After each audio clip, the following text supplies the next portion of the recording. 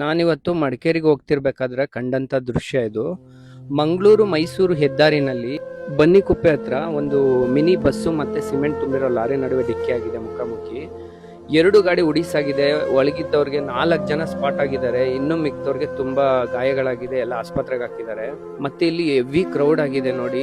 ಆದ್ರೆ ಇಲ್ಲಿ ಕೆಲವು ಜನರು ನೋಡಿ ಯಾವ ತರ ಮಾಡ್ತಿದ್ದಾರೆ ಅಂದ್ರೆ, ಸಿಮೆಂಟ್ ಮೂಟೆಗಳನ್ನ ಎತ್ಕೊಂಡು ಹೋಗ್ತಿದ್ದಾರೆ ಗಾಡಿಗಳಲ್ಲಿ, ಹೆಗಲ ಮೇಲೆ ಹಾಕೊಂಡು ಹೋಗ್ತಿದ್ದಾರೆ. ಇವ್ರಿಗೇನ್ ಮಾನವೀಯತೆ ಸತ್ತೋಗಿದ್ಯಾ ಜನರಿಗೆ? ಇಲ್ಲಿ 4 ಜನ ಸತ್ತಿದ್ದಾರೆ ಆಕ್ಸಿಡೆಂಟ್ ಆಗಿ.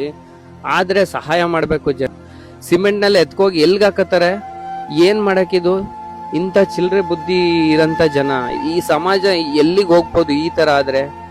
ನಾವ್ ಇವರಿಂದ ಏನ್ ಎಕ್ಸ್ಪೆಕ್ಟ್ ಮಾಡ್ಬೋದು? ಇಲ್ಲ ಅಂದ್ರೆ ಸತ್ತಿರೋ ಜಾಗದಲ್ಲೂ ಇವರು ಕಳ್ತನ ಮಾಡಂತ ದೃಶ್ಯ ನಾನ್ ನೋಡ್ತಾ ಇರೋದು, ಲೈವ್ ಆಗಿ ನೋಡ್ತಿರೋದು.